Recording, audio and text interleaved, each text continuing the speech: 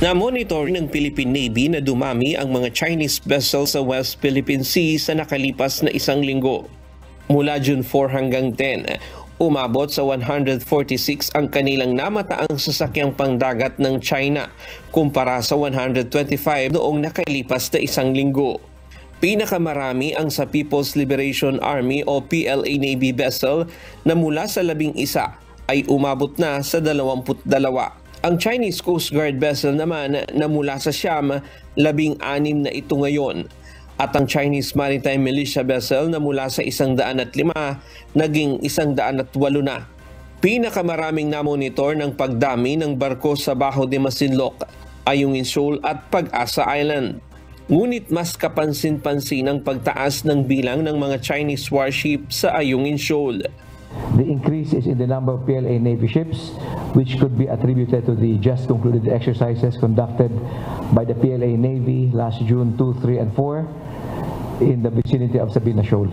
Sa kabila nito, hindi naman dapat ikabahala ang pagdami ng mga Chinese vessels sa West Philippine Sea. Ngunit kinundina ng Philippine Navy ang isinagawang maritime exercise ng People's Liberation Army Navy noong June 2 hanggang 4 sa bisinidad ng Sabina Shoal na nasa exclusive economic zone ng bansa.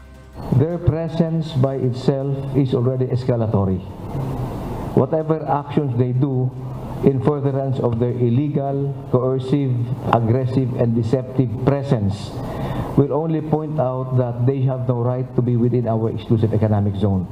Samantala, para naman sa Philippine Navy, hindi pa nila ikinukonsiderang banta sa national security ang mga krimeng kinasasangkutan ng mga pogo sa bansa. Ayon kay Navy spokesperson for the West Philippine Sea, Commodore Roy Vincent Trinidad, inaalam pa nila kung may mas malalim na koneksyon ang mga pogo sa mga hindi pangkaraniwang krimen. What is happening is there is a increase in the monitored unusual incidents perpetrated by the presence of Chinese nationals. Without saying yet that these are risks to national security, what we have seen are violations of simple or rather simple common crimes. Right now we are looking into deeper connections of the POGO for other violations which may go beyond common crimes.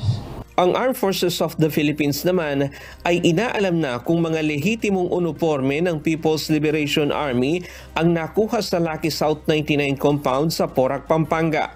So for the part of the AFP, we will be supporting in the manner of yung concern natin, which is national security.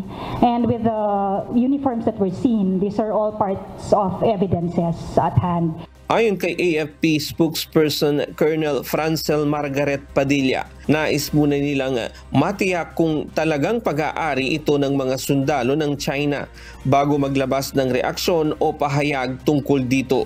So we are trying to look at the veracity of the report, whether they're legit uniforms, and these are also very few in number, no, to be part of a troop. So we do not want to unnecessarily cause panic to the general public. Ryan Lacanlale, UNTV News and Rescue. Diyos ang aming sandigan, serbisyo publiko ang aming pinahahalagahan.